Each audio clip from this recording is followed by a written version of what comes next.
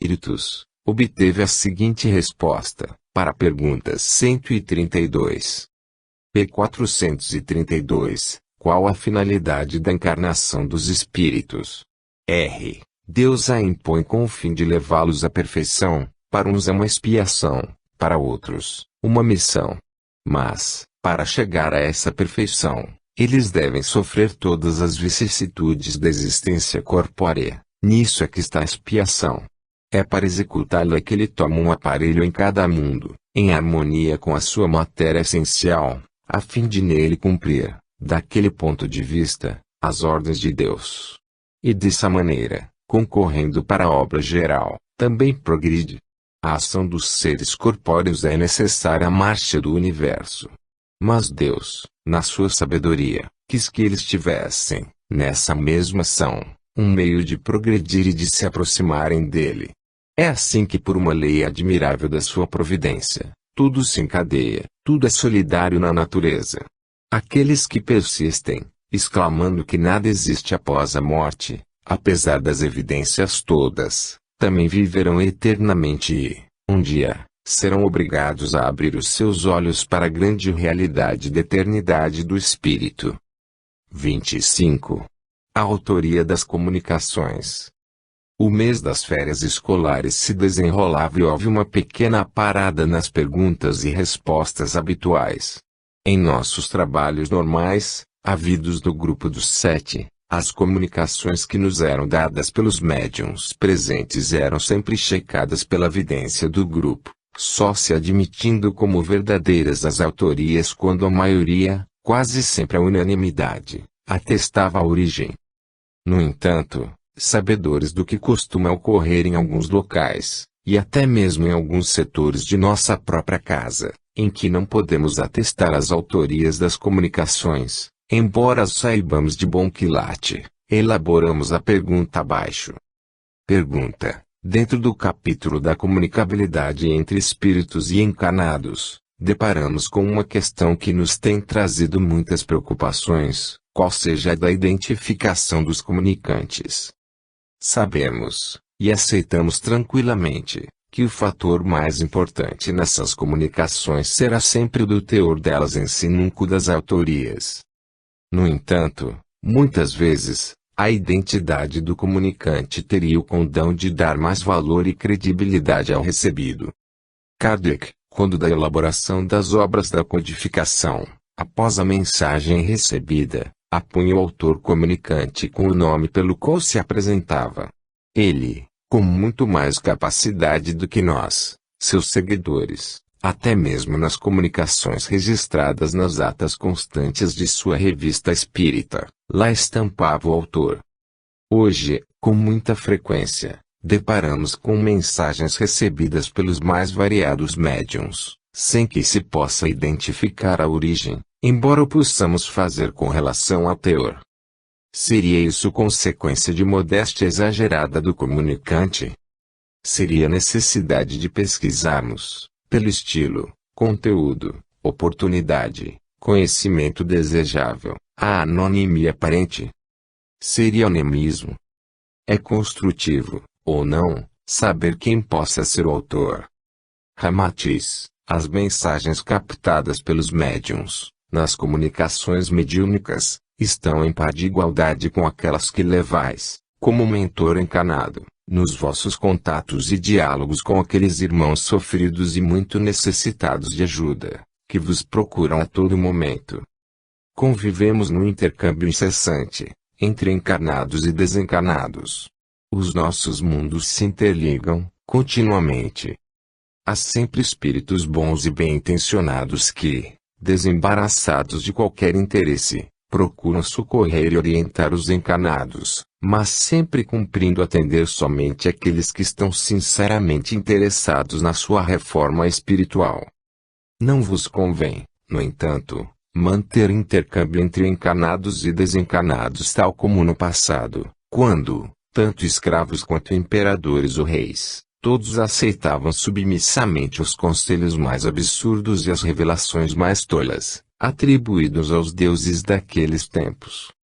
Espíritos que se harmonizam com o vosso mental e com as vossas vibrações vos acompanham no quadro do dia a dia. Assim, deveis sempre tomar o próprio médium para critério do conteúdo da mensagem recebida, observando a sua conduta, pois nessa avaliação podeis formar uma ideia dos espíritos que se identificam com os seus gostos e pendores. São eles, na maioria das vezes, os mensageiros do plano espiritual. O mestre Allan Kardec enfrentou algumas críticas daqueles que consideravam que devia publicar apenas as mensagens sem o nome do autor, porque, no entender deles, afastava da obra muitos leitores que as consideravam uma mistificação ou grosseira. Mas, sempre sincero, justificou porque não ocultou o nome dos espíritos que lhe revelaram a doutrina, ao dizer que ocultar-lhes o nome seria deixar uma possibilidade de lhe atribuir a obra. E ele sempre fez questão de precisar que não passava de um colaborador dos autores espirituais. Primo dedicado mestre Allan Kardec pelo seu bom senso devia registrar para a eternidade uma doutrina com as leis desse psiquismo estabelecidas nos exemplos do Cristo Jesus. Somente com o conhecimento profundo da bibliografia espírita, quanto à parte doutrinária, é que o médium poderá, realmente, reduzir a sua interferência anímica nas comunicações mediúnicas, ajudando-o no intercâmbio sensato com os desencarnados. Como o animismo ainda é a base do mediunismo, este último não poderia existir sem aquele intermediário dos ensinamentos e roteiros do mundo espiritual para os encarnados. O médium não pode prescindir do estudo doutrinário, da pesquisa mediúnica e da cultura do mundo em que vive, para evitar que se produzam irreparáveis prejuízos à fé e confiança do homem. 26. Animismo e mediunismo. Pergunta: Bozano, em publicação na Revista de Estudos Psíquicos, iniciou uma contenda memorável que estendeu por muitos e muitos anos, quando defendia a tese de que o animismo prova o espiritismo. Não discordamos e, ao contrário, endossamos seu ponto de vista, tão brilhantemente exposto em sua obra Animismo ou Espiritismo. No entanto, mesmo em comunicações em que se procuram os melhores critérios de avaliações, quais sejam o de médiuns confiáveis e teores das comunicações, ainda esbarramos em obstáculos para nós difíceis de serem transpostos. Podemos ter um médium considerado confiável. Podemos estar num ambiente preparado. Podemos ter indagações sérias e úteis. Podemos receber informações que nos deixam em dúvida quanto à sua confiabilidade, a despeito do teor carinhoso e amigo. Como julgar a sua confiabilidade? Que nos dizeis a respeito? Ramatiz, pudesses vislumbrar o mecanismo do mundo invisível que vos cerca. Todas as ramificações de fios condutores do pensamento a ligarem todos os seres inteligentes, encarnados e desencarnados, com os fluidos abundantes que levam as marcas do mundo moral que, como correntes aéreas, atravessam o espaço. Como ficarias deslumbrados se pudesses ter ideia deste imenso mecanismo posto em ação pelo pensamento, e dos reflexos que produz de indivíduo para indivíduo, de grupo para grupo. Todos vós, criaturas encarnadas, vos sentiríeis aniquiladas diante dessa infinidade de minudências, destas incontáveis redes a se interligarem por uma vontade poderosa atuando harmoniosamente para alcançar o alvo da evolução do universo. O mundo físico, astral e mental, funciona no trabalho divino de proporcionar às almas a oportunidade de alcançarem a consciência de si mesmas. Eis que, embora elas existam aparentemente separadas, todas são oriundas do mesmo Criador. Na intimidade do homem permanece indestrutível a centelha espiritual, que é a emanação do próprio Criador. A pedagogia espiritual objetiva, fundamentalmente, conduzir o homem ao seu aperfeiçoamento angélico. Mediunidade é patrimônio do espírito. Na sua generalidade, os médiuns são intuitivos e não podem libertar-se completamente do animismo, que apenas varia mais ou menos de intensidade neste ou naquele médium. A mediunidade faculta aos desencarnados a realização do serviço útil ao próximo, mas para isso o médium que intercambia os princípios elevados do alto precisa viver em absoluta harmonia com aquilo que flui para os encarnados, se não quiser tornar-se repasto dos espíritos levianos, irresponsáveis e mal-intencionados. Qualquer médium distraído de suas obrigações comuns e ligado às aventuras menos dignas é, seguramente, forte candidato à mistificação do invisível. Os espíritos, através das suas mensagens, procuram sempre ajudar-vos a vos tornar melhores, pois que é somente assim que progredireis. No entanto, procurai apanhar nas comunicações dos espíritos apenas o que é belo, grande, racional, e o que a vossa consciência aprova, venha de um médium mecânico, intuitivo, auditivo ou vidente. Incumbem-se os espíritos de vos guiar com segurança naquilo que vos pode ser útil no outro mundo, e não vos informar sobre as coisas deste mundo. Se vislumbrais nos espíritos os suplentes de adivinhos e feiticeiros, então, aí sim, é que os sereis enganados. Os bons espíritos só prescrevem o bem. Toda máxima, todo conselho que não está estritamente de acordo com a caridade, não pode ser obra de bons espíritos, que não têm outros sinais do que a superioridade de suas ideias e da sua linguagem. Allan Kardec, que organizou a alma do Espiritismo, diz em O Evangelho segundo o Espiritismo, na sua parte introdutória: a única garantia segura do ensino dos espíritos está na concordância das revelações feitas espontaneamente, através de um grande número de médiuns, estranhos uns aos outros, e em diversos lugares.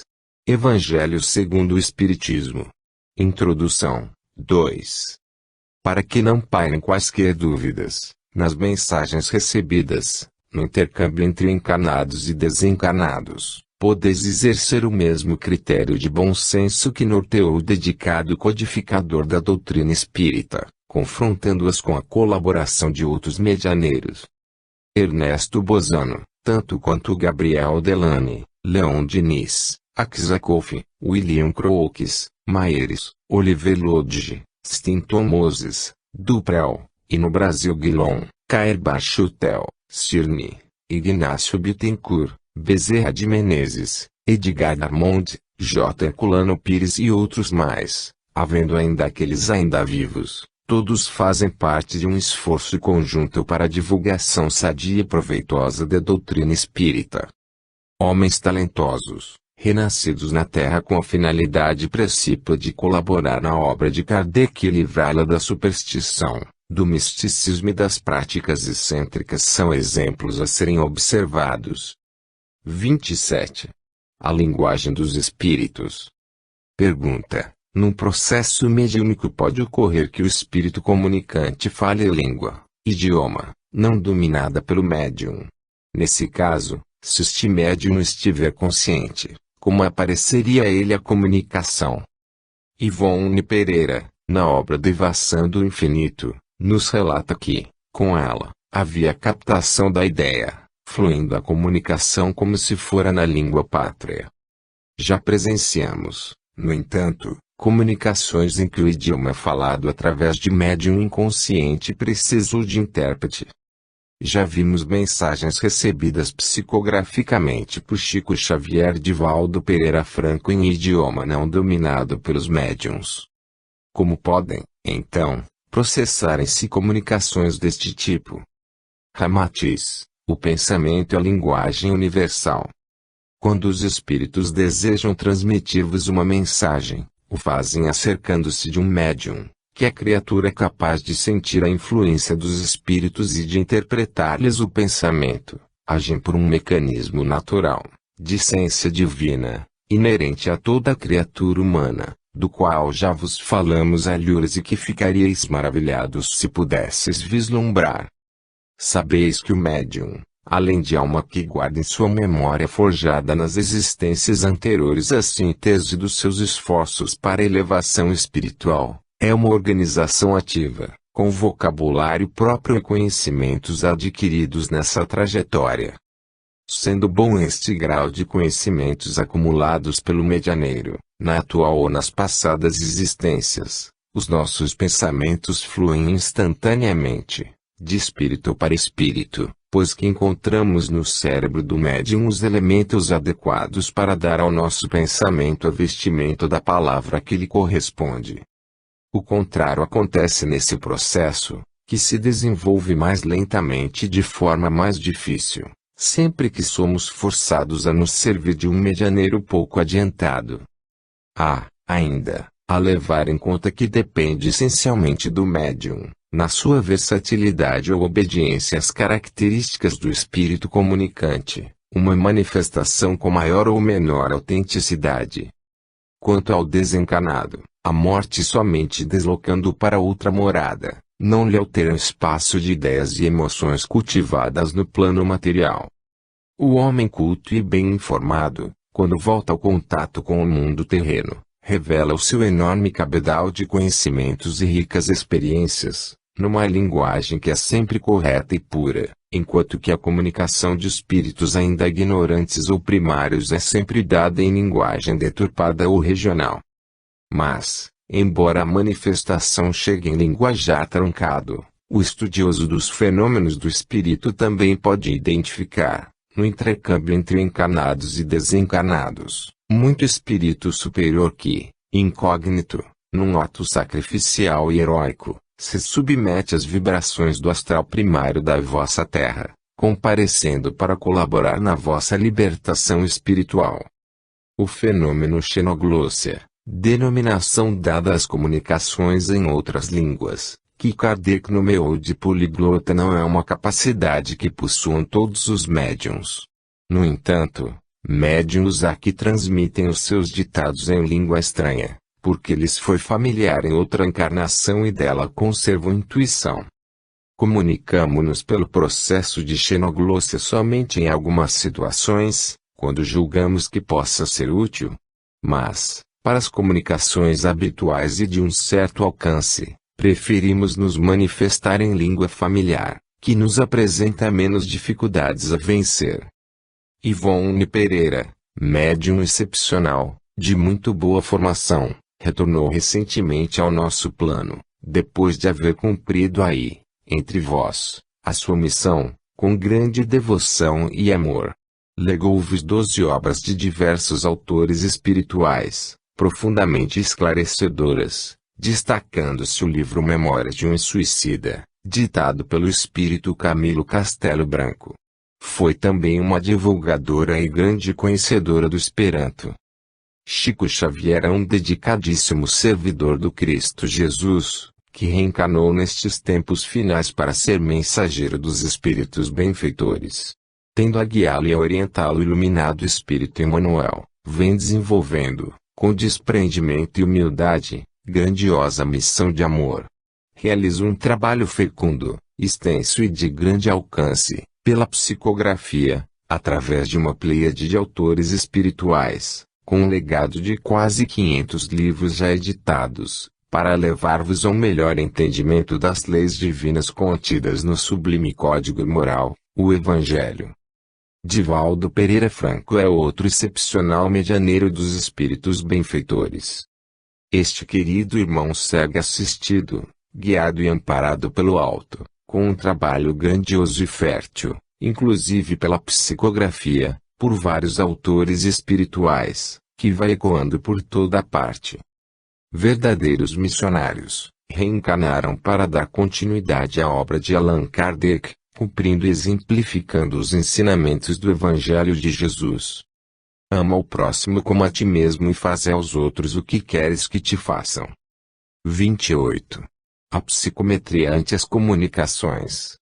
Pergunta: no tempo de Allan Kardec, segundo lemos nas obras da época, muito especialmente na Revista Espírita, tomamos conhecimento de que, nos trabalhos mediúmicos de então, perguntas até mesmo mentais eram respondidas pelos espíritos comunicantes. Edgar Drummond as fazia, por escrito, colocando-as em envelopes fechados, quando da elaboração de obras como passes e radiações, submetendo-as aos mentores da ocasião, a fim de fugir a uma provável interferência anímica dos médiuns participantes daquele estudo. No entanto, presentemente, temos tido dificuldades em submeter idêntico processo aos atuais médiums utilizados em comunicações onde achamos indispensável a isenção anímica. Assim, é muito raro que perguntas por nós formuladas, colocadas em envelopes fechados, na mesa de trabalho, possam ser focalizadas. De quem é a deficiência? Do médium, ou do espírito comunicante? Que nos dizeis a respeito? Ramatiz, falais da psicometria, uma qualidade mediúmica rara que poucas pessoas possuem. O psicômetro é um hipersensitivo. Ele pode ver psiquicamente, no éter cósmico, ou na casa dos orientais, imagens ideoplásticas interiores, ou o reflexo do quadro dos acontecimentos que se desenrolaram onde criaturas, ou objetos se encontravam, e em cujo duplo etérico ficaram gravadas. Circundando cada objeto, planta, animal, e o próprio homem, existe uma aura invisível, mas que é receptiva, e que registra todas as vibrações do seu interior essencial e, também, a tela dos acontecimentos ao seu redor. Sabeis que todo objeto que usais recebe a imantação do vosso fluido, que fica registrado na sua aura etérica. O psicômetro experimentado poderá depois, ao examinar aquele objeto, pela leitura psíquica, identificar e relatar fatos da vossa vida, ocorridos quando usáveis. O bom psicômetro relaciona-se com a subconsciência dos vários, ou do único possuidor do objeto em estudo, que pode estar encanado ou desencanado, entrando não somente em relação com as impressões, influências, sentimentos e vibrações contidas na aura daquele objeto, como ainda alcançando até mesmo a origem da causa dos acontecimentos. Essa leitura psíquica é feita pelo inverso dos acontecimentos refletidos na aura etérica do objeto. Antes, ele vê os fatos mais recentes e, depois, vai seguindo sempre em ordem regressiva. Não há quebra ou interrupção no encadear dos fenômenos psíquicos ocorridos, independentemente do tempo e do espaço, pois todas as coisas se ligam etericamente no seio da divina criação. Cuidai, todos vós que sois dominados pela fixação mental da posse de objetos do vosso mundo material e transitório. Não vos deixeis arrastar por este apego desmedido que poderá tornar-vos infelizes escravos, presos ao mundo material, logo após o desencarne. Há alguns poucos psicômetros com invulgar alcance mental, que podem sentir, durante o fenômeno da psicometria, odores, temperaturas e até sons, que podem ser musicais ou não, e que logicamente vibraram ao redor daquilo que eles consultam. Quando a faculdade do psicômetro é bastante avançada, ele tem aumentado essa percepção no seu horizonte, podendo alcançar o passado e, libertando-se espiritualmente, lançando-se fora do tempo e do espaço, prever o futuro com boa exatidão. A partir da mais tênue vibração de um pensamento ou movimento de um gesto, da queda suave de uma folha seca, até a fúria incontida do vulcão, tudo fica retido eternamente na delicada composição do éter. Assim é que revelais uma qualidade psicométrica, quando vos expressais pelo dístico evangélico de que nem mesmo um só fio de cabelo desprende-se de vossa cabeça sem que Deus o saiba. Tudo está divinamente disposto no todo etérico. Há um movimento intenso que se desenvolve muito além daquele que, como encanados, podeis alcançar e que vos tem mostrado, até aqui, a vossa ciência. O mundo científico terreno, agora melhor preparado está às vésperas da invenção de aparelhos que irão captar e registrar esse movimento supremo e espetacular, de todos os sons, melodias, odores, imagens e incalculáveis frequências vibratórias, destacando-se aquelas das cores. Possível então será, também, a revisão do passado remoto, registrado na aura de tantos inumeráveis elementos materiais existentes, que se encontram em todos os pontos da vossa terra. Dar-se ao descortinar de muitos fatos, mostrando-vos a verdadeira história, que foi pelo homem, inteiramente modificada e desvirtuada. Esta descoberta fará parte do grandioso despertar da humanidade do vosso orbe, para sua necessária e inadiável transformação, de mundo de expiação e provas, para mundo de regeneração. Espírito forjado nos passados milênios, o mestre Allan Kardec vinha condensar a velha iniciação e implantá-la sob a forma do espiritismo, como a doutrina dos espíritos, de fácil entendimento para todas as mentalidades. Codificou Allan Kardec, nas bases sólidas e seguras do Evangelho de Jesus, sempre com a proteção e orientação da falange do Espírito da Verdade. Kardec, de luz e de inteligência, precisou cercar-se de médiuns excepcionais, para auxiliá-lo nesse grande trabalho. Edgar Darmon também, espírito de grande envergadura, outro continuador de Kardec, e que hoje já se encontra aqui, no mundo dos espíritos, em profícuo trabalho, quando entre vós, realizou bela e dignificante missão nas lides espíritas, e para desenvolvê-la precisou, igualmente, do concurso de médiuns com faculdades especiais que atendessem às necessidades do seu trabalho. Os espíritos veem, pensam e agem firmados em outros elementos, porque podem abranger o todo. Ao contrário, circunscritos pela matéria, analisai tudo sempre dentro dos limites estreitos do círculo em que viveis. Esta é a razão por que o vosso julgamento nem sempre pode igualar-se ao dos espíritos.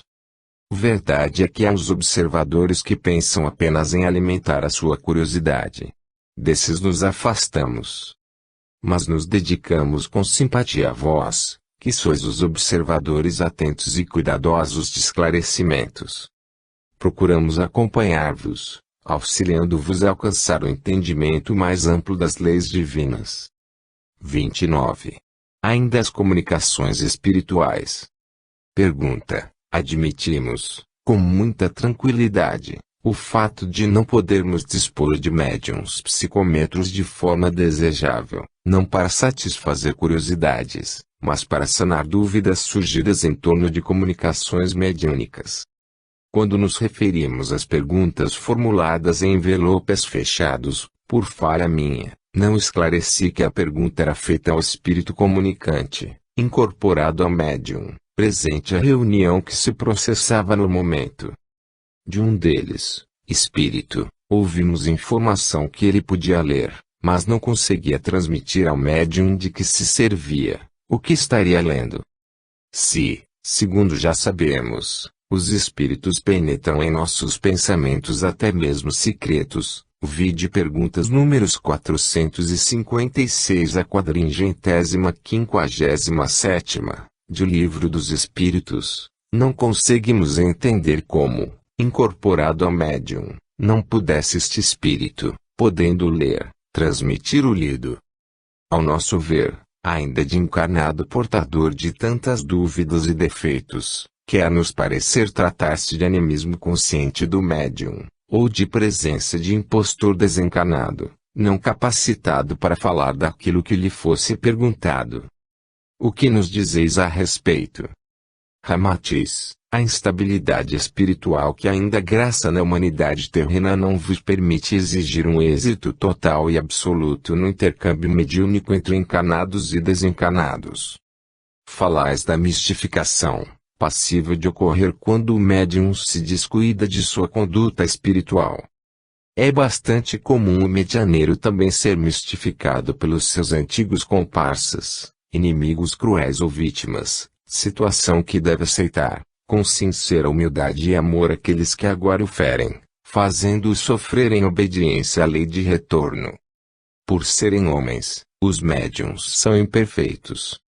Intérpretes dos espíritos, devem cristianizar-se para a conquista de uma perfeita afinidade psíquica do seu perispírito, tornando-o, gradativamente, mais transparente e sensível para o intercâmbio com o mais além. Estudo, trabalho e disciplina ao serviço do próximo, estudo permanente das publicações máximas do espiritualismo, trabalho disciplinado de ajuda aos mais necessitados, livre de qualquer interesse É assim que o médium vai alcançando uma melhor graduação espiritual e mais ampla capacidade mental, resultado do seu empenho e dedicação, aproveitando todos os instantes de que dispõe, sempre pela causa espiritual. O médium, se não quiser transformar-se em joguete dos espíritos levianos, mal intencionados e irresponsáveis, deve cultivar princípios elevados, vivendo em completa sintonia com aquilo que transmite aos encarnados. Deveis saber que os espíritos benfeitores não impõem a sua vontade, e nem tampouco forçam o medianeiro, destituindo do seu direito de dirigir e comandar o seu mental. Mas, quando o intérprete mediúnico é eficiente, torna-se ponte firme para os mentores advertirem, orientarem e protegerem a humanidade. De finalidade amorosa e criativa, o serviço mediúnico necessita de restrita colaboração do médium, em renúncia de todas as paixões, futilidades e vícios, próprios do mundo de César. Eis que o seu compromisso é aquele de exemplificar as virtudes do mundo do Cristo Jesus. Para que não persistam dúvidas no trabalho mediúnico, recordemos, por oportuno, o emprego do mesmo critério de bom senso que sempre norteou o dedicado codificador da doutrina espírita, Allan Kardec, que tudo confrontava com a colaboração de vários outros médiuns. Imprescindível a todos vós que sois os intérpretes dos espíritos, é o estudo apurado e contínuo do Livro dos Médiuns. É dele que reproduzimos o final de esclarecedora mensagem do Espírito Erasto, do capítulo que trata da influência moral dos médiuns, em seu capítulo 20, item 230. O Espiritismo já está bastante divulgado entre os homens, e já moralizou suficientemente os adeptos sinceros da sua santa doutrina, para que os espíritos não se vejam mais obrigados a utilizar maus instrumentos, médiuns imperfeitos. Se agora, portanto, um médium, seja qual for, por sua conduta ou seus costumes, por seu orgulho, por sua falta de amor e de caridade, der um motivo legítimo de suspeição, rejeitai as suas comunicações, porque há uma serpente oculta na relva. Eis a minha conclusão sobre a influência moral dos médiuns. Erasto. 30. O comportamento de certos médiuns. Pergunta: falais da mistificação havida por antigos comparsas dos médiuns, inimigos cruéis ou vítimas suas, comprometendo seus trabalhos de medianeiros. A maioria desses médiuns, a nosso ver, não tem condições de se posicionar diante desses fatos, permitindo que esta mistificação ocorra, em prejuízo da pureza das comunicações, o que seria de se desejar. Mas, diante desse fato, o dirigente de um trabalho, onde esta mistificação possa ocorrer, fica numa situação assaz embaraçosa, embora seguindo o conselho de Erasto, deva rejeitar a comunicação. Deve ou não advertir o médium.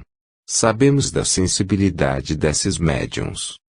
Muitos, cordatos, admitirão o fato, mas a maioria, filtrando a influência nefasta, se rebelará, desertando de suas tarefas ou, o que tem sido comum, parte para abrir uma casa espírita própria, onde albergará estes perturbadores e outros mais.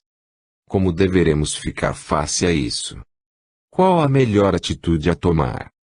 Ramatiz, sabeis que é um grupo escolhido, selecionado e aprovado pelo alto é sempre mais rara a intromissão de influência nefasta e perturbadora, pela sua própria força de entidade coletiva. O mesmo não se dá com um médium participante do grupo, que pode errar como individualidade, ao permitir a interferência que o perturbe e que poderá levá-lo à mistificação e ao desequilíbrio. De fato, poucos medianeiros, intérpretes dos espíritos, admitem sem quaisquer melindres a possibilidade de virem a ser mistificados um dia. E as causas do seu desequilíbrio são sempre vaidade, o interesse imediatista, o descaso, a imprudência e outras fraquezas, com que às vezes os médiuns se deixam dominar. Quando isto acontece, impõe-se uma retificação que deve ser colocada com brandura, diante do irmão que aguarda, de nossa parte, o mesmo amor com que fomos distinguidos pela divina providência. Insistimos na instrução do Espírito Erasto, de O Livro dos Médiuns, alhures mencionado e que todos vós deveis estudar meditando no seu inteiro conteúdo, destacando ainda esta parte. Eis porque é necessário que os dirigentes de grupos sejam dotados de tato apurado e de rara sagacidade, para discernir as comunicações autênticas e ao mesmo tempo não ferir os que se deixam iludir. Kardec, Alain. O Livro dos Médiuns, capítulo 20, item 230. A vida é um encadear de manifestações e cada consciência é domicílio à parte. Vede a natureza, que está sempre a vos mostrar a evolução. A minúscula semente, levada à terra jamais crescerá no impulso mágico, mas submeter-se-á ao processo de um início, desenvolvendo-se no correr do tempo em que vai recebendo as energias do solo, a lhe ofertar uma gama incalculável de compostos químicos naturais. Sempre com a lua e o sol, num perfeito compromisso de colaboração, atuando nesse magnífico trabalho no transcurso das estações primavera, verão, outono e inverno. O Espiritismo é empreendimento libertador de consciência e não imposição de seita. No campo sem limites da evolução, respeitemos tudo, amando a todos e confiando na vitória do bem. 31. A interferência em nossos pensamentos. Pergunta, relendo a pergunta 459 de O Livro dos Espíritos, acerca da influência dos espíritos sobre os nossos pensamentos, ficamos diante de uma grande interrogação. Até onde o nosso livre-arbítrio pode sofrer a ingerência dos espíritos atrasados, até mesmo quando nosso comportamento possa ser de correção e lisura nesses procedimentos? A capacidade mediúnica do encarnado seria a porta de entrada para esta interferência. Mesmo contra a sua vontade. Ramatiz, deveis dilatar os vossos horizontes diante das leis divinas.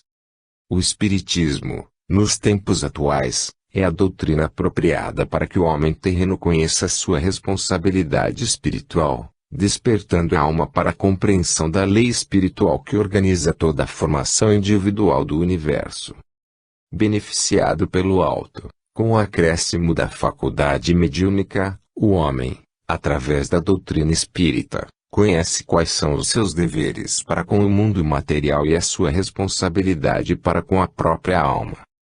Mediunidade é patrimônio do espírito, acréscimo divino e um recurso concedido para a vossa melhoria de seres encarnados, quase sempre bastante endividados pelas vossas imprudências do passado.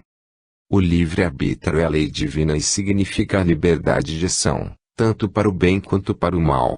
É uma faculdade que o espírito conquista, controlada pelo raciocínio, pois que do contrário o homem agiria maquinalmente. Não desconheceis que, pelas leis do psiquismo, em composição divina, os nossos mundos se relacionam continuamente, no intercâmbio constante entre encarnados e desencarnados. Existem multidões de espíritos cercando-vos. Por toda parte, no espaço, rodeando-vos, vibram fluxos incessantes de ideias e ondas de pensamentos que vos impressionam, causando, muitas vezes, perturbações. Um comportamento cristão em todos os vossos momentos, em todas as circunstâncias, e o interesse contínuo pelo conhecimento da doutrina, formam um maior antídoto para aproximações espirituais perturbadoras. Perturbações espirituais, na maioria dos casos, significam oportunidades de serviço, despertando o médium para maior e melhor cumprimento de seus deveres mediúnicos. Não deveis vos esquecer de que todos vós, encarnados, sois mais ou menos influenciados pela atuação dos espíritos desencarnados, mas não deveis vos esquecer também de que muitos espíritos bons existem em tarefas benfeitoras para com todos vós que estáis na experiência física da vossa reabilitação. Nada deveis temer, vós que aprendestes a amar e perdoar, a orar e servir. A maior, dentre todas as leis divinas, é a lei do amor, que rege todo o universo. Em obra anterior, Mediunismo, podeis encontrar mais amplas elucidações acerca da mediunidade.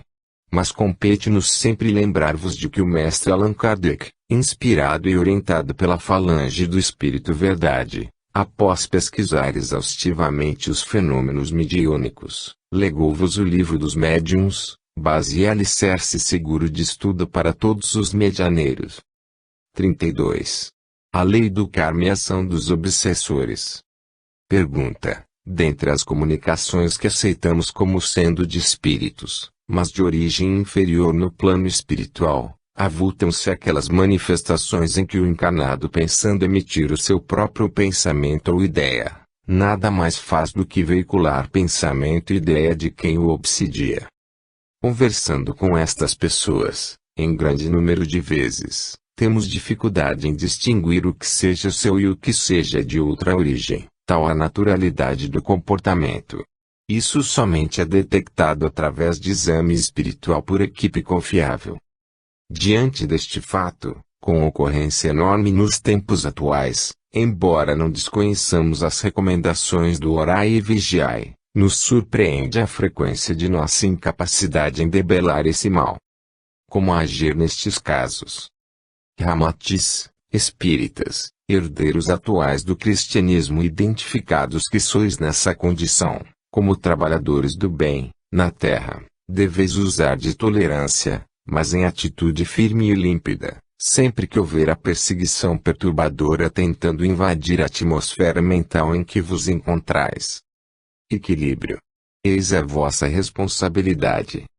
No vosso desempenho cotidiano, estáis lado a lado com criaturas que vos influenciam, tanto quanto vós mesmos as influenciais. Usai benevolência, aprendei a sacrificar-vos vivendo e trabalhando em comum. As perturbações, que sempre refletem um desequilíbrio, são parte do movimento de ação e reação que, sendo lei da humanidade, é necessário para a realização do progresso. O Mestre Jesus, que foi o iniciador da desobsessão sobre a terra, curava sem ferir ou condenar a nenhum dos obsediados. Ainda que com o desempenho exaustivo, bem estudado e cuidadoso dos mentores desencarnados, deixam-se perder os medianeiros diante da negligência, má vontade, vaidade, e dos mais variados interesses, esquecidos do seu compromisso pré-reencarnatório, como participantes na obra inadiável, idealizada no espaço, para a evolução do vosso planeta Terra. Devei a bondade e misericórdia divina, que pacientemente suportou as vossas iniquidades do pretérito, nas vezes sem conta em que vos equivocastes, todos vós que neste momento decisivo e previsto na ordem da evolução planetária, vos encontrais abraçando os princípios espirituais dignos e superiores. 33. Os compromissos pré-reencarnatórios. Pergunta: falastes do compromisso pré-reencarnatório, idealizado no espaço pelos medianeiros, que somos todos nós, mas que, lamentavelmente, é tão difícil de ser recordado quando vestimos a nossa roupagem carnal. Muitos de nós, medianeiros faltosos diante do compromisso, provavelmente somos levados por circunstâncias alheias à nossa vontade, eis que, com certeza, ninguém falha por vontade própria. Muitas vezes agimos de determinada maneira, pensando estarmos certos, quando, na realidade, por incapacidade não vislumbramos o caminho correto. Evangelho, pregação, seguimento, vigilância, provavelmente não nos tenha faltado, mas como atinar com o compromisso? Se pode haver, e tem havido, interferência nos karmas, só deveremos considerar o descumprimento à conta de negligência, má vontade, vaidade, e variados interesses, por parte do medianeiro. O erro só correrá à conta do descumpridor. Ramatiz, segue em processo lento a transferência da obra benfeitora idealizada no espaço para o vosso mundo material. Na sua generalidade, os médiuns descem para a carne após um compromisso assumido diante dos seus mentores desencarnados, com muitas promessas de absoluto devotamento ao serviço mediúnico. Mas, Muito poucos são aqueles que firmam barreiras de resistência no domínio dos apelos destruidores. Apesar de os guias serem argutos e inteligentes, não são infalíveis a ponto de preverem as fraquezas, a rebeldia, a enfermidade, a desconfiança e o desânimo dos seus medianeiros. Caem alguns em desespero por falta de auxílio econômico, outros enfraquecem as suas forças espirituais deixando-se dominar pelas paixões viciosas. Há os que tombam diante da incumbência assumida em tarefa mais simples, havendo ainda aqueles que exaurem as suas energias no trabalho desordenado. A conta de tantas probabilidades adversas no serviço espiritual junto à Terra, os guias necessitam realizar um estudo prévio do ambiente fluídico onde devem operar através dos encarnados que lhes servirão de medianeiros. Examinam tanto os fluidos ambientais quanto as auras perispirituais e as correntes magnéticas que poderão exercer influência na receptividade mediúnica. Investigam desde as amizades terrenas e até o tipo dos espíritos desencarnados que poderão influir futuramente em suas comunicações doutrinárias. O viver é uma ação mediúnica. Sabeis que os mentores siderais não exigem que atendais somente ao labor indiscriminado da vossa faculdade, sacrificando-vos na economia ou na educação da família, nem tampouco que descuideis da colaboração aos demais familiares. A mediunidade é o elo divino de intercâmbio amplo para as relações espirituais e sociais. Frequentais, permanentemente, as sessões mediúnicas e recebereis a influência benéfica da prece e dos esclarecimentos evangélicos, onde tereis o ensejo de dominar muitos dos vossos impulsos viciosos, acalmando sentimentos irascíveis e indisciplinados. Espíritos em evolução, sois os vossos próprios herdeiros. Cada médium leva o seu fardo kármico gerado no pretérito delituoso. Nessa condição, no entanto, sois os mensageiros em aperfeiçoamento para as grandes causas da humanidade do futuro. Médiuns, deveis trabalhar, aproveitando a doutrina que vos ampara, sem jamais olvidar da caridade, a força que vos salva. Ouvi-nos, para que o arrependimento não chegue tarde demais, surpreendendo-vos com lembranças saudosas da terra, o mundo em que viveis. A quem muito foi dado, muito será perdido. Aos espíritas, portanto, muito será pedido, porque muito receberam, mas também aos que souberem aproveitar os ensinamentos, muito lhes será dado.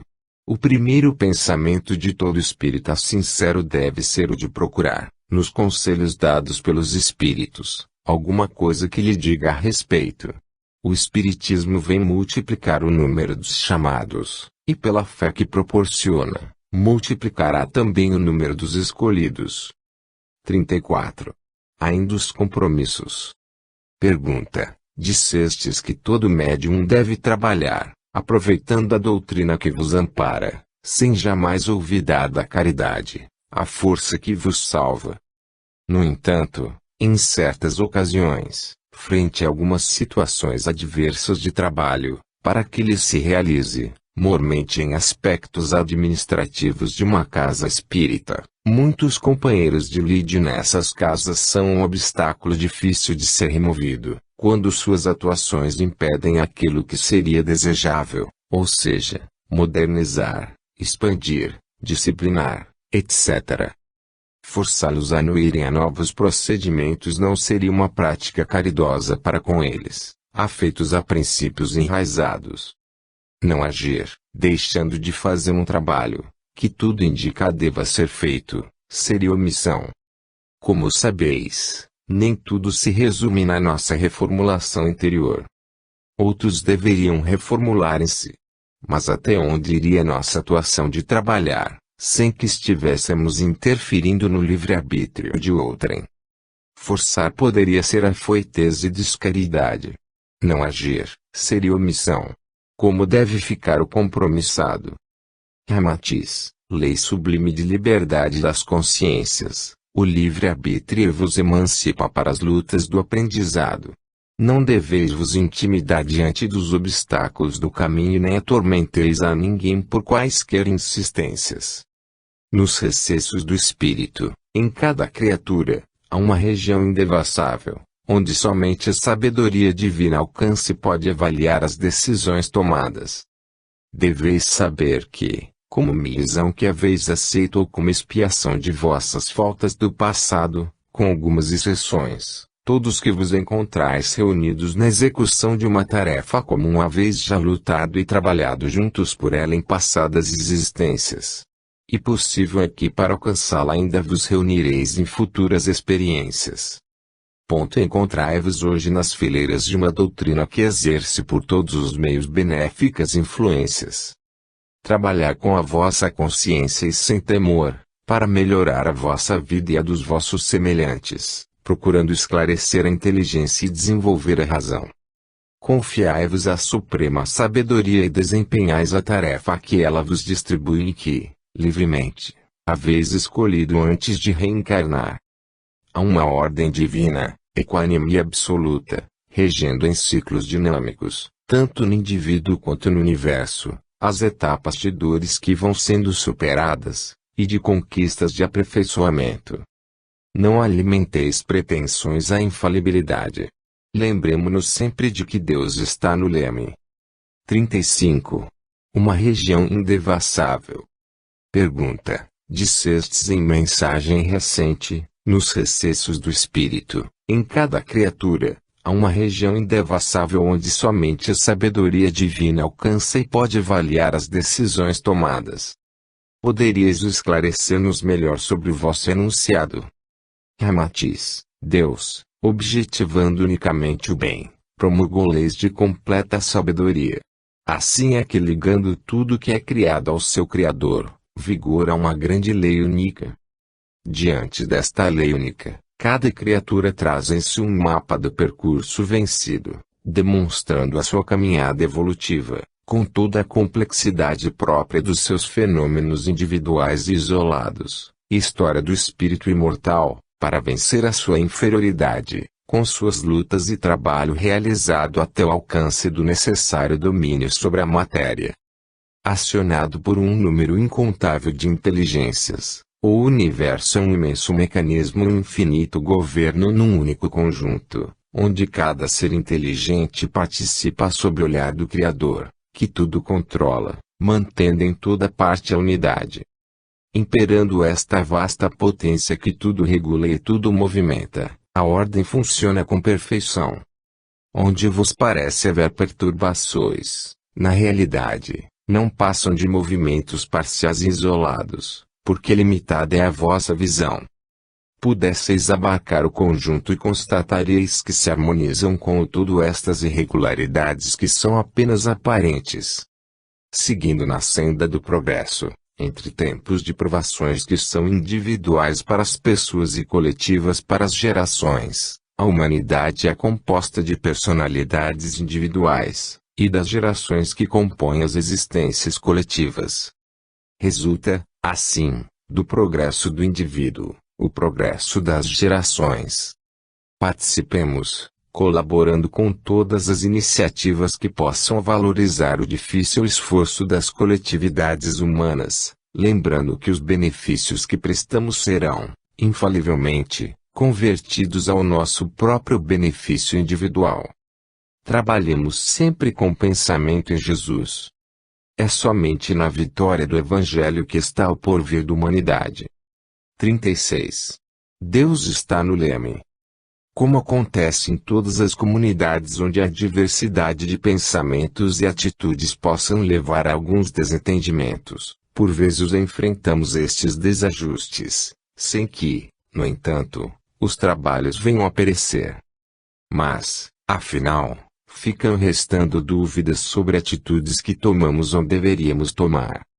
Assim é que, após uma reunião onde isso ocorreu, tivemos a oportunidade de receber esta mensagem de Ramatiz. Ramatiz, querido irmão, amigo e excelente colaborador. Já se vai materializando o nosso plano de trabalho que estás a coordenar, e estamos satisfeitos com o seu desenvolvimento. Há ainda alguma insegurança, mas com o tempo se corrigirá, quando vos sentireis, todos vós, mais seguros.